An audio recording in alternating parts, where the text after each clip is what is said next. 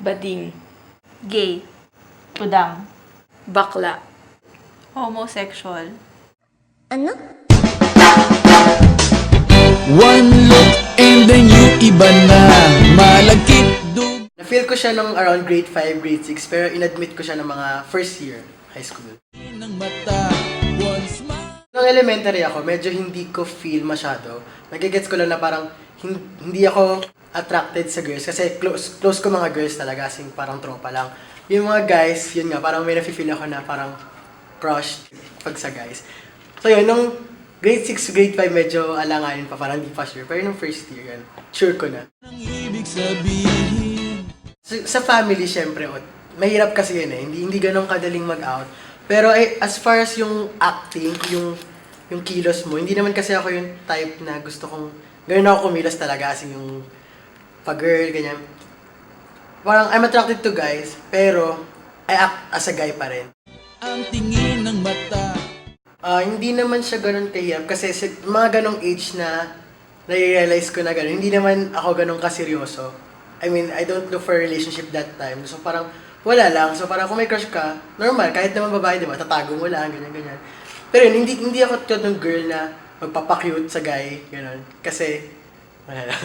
ang weird, kahit para sa akin, nabiweird ako sa girl. One smile. Well, gusto kong malaman nila, pero ayokong sabihin sa kanila. So, tingin ko naman, alam nila, nafe-feel nila, nahalata nila. Pero wala silang assurance. Ayokong manggaling from me. Gusto ko lang mahalata. I mean, malaman nila. Ibig sabihin.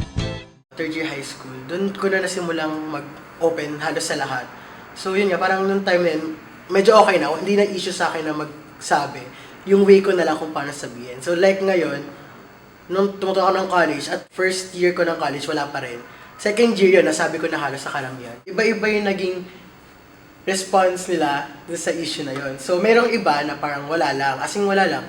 Hindi ganon ka big deal sa kanila kung ano ka. Parang basta nasabi mo sa kanila, at least hindi wala ka tinatago sa kanila. So yun yung isang maganda doon na, yung ibang response naman, more on positive na nung nagsabi ka sa kanila, na feel nila na kaya mo maging honest sa kanila. So, lalo kami naging close, ganyan. So, parang nawala na yung mga parang pag magsasalita ka, medyo nag-hold baka kasi baka mahalata nila, ganyan. So, nagkaroon ng parang mas open na relationship sa mga friends.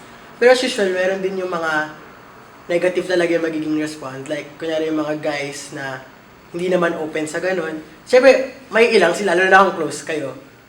Pero meron din mga guys na kung friends naman talaga kayo, mas okay lang sa kanila na ganun ka, basta sinabi mo.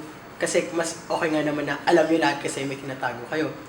Friends, ang tingin niya sa. Well, syempre, it felt good na nasasabi mo na sa mga taong kasama mo araw-araw kung ano ka, hindi mo na kailangan itago. So, medyo naging, yun nga, parang free ka na nagawin ko anong gusto mo nang hindi ka nila pinag-iisipan. Or kung pag-isipan ka man nila, wala ka ng arguments about that kasi sa sarili mo, na-accept mo naman na kung ano ka talaga. So, kung may problema sila sa'yo, di problema nila, hindi ko na problema yon.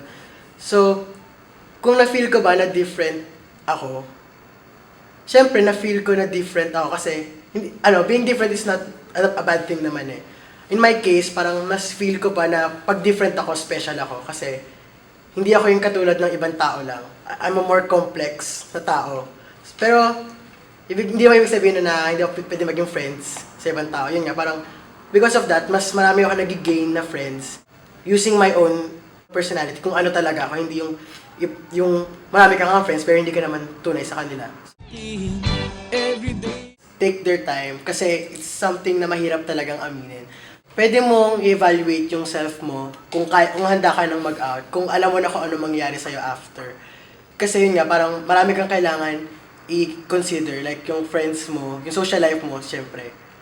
Simulan mo muna sa sarili mo kasi kung tanggap mo na yung sarili mo, kahit ano pang amin mo sa tao, kung ano pang maging response nila, wala ka ng problema dun eh. Kasi sa'yo, sa sarili mo mismo, nasabi mo na.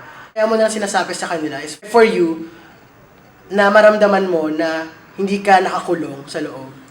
Sinasabi mo yon para ma-express mo lang yung sarili mo, hindi para maintindihan ka nila. Kasi kung kaibigan mo na sila, maintindihan at maintindihan ka naman nila. Na I think ang positive side doon is makikilala mo talaga kung sino yung mga tunay mong friends, kahit ano ka pa. Everyday pa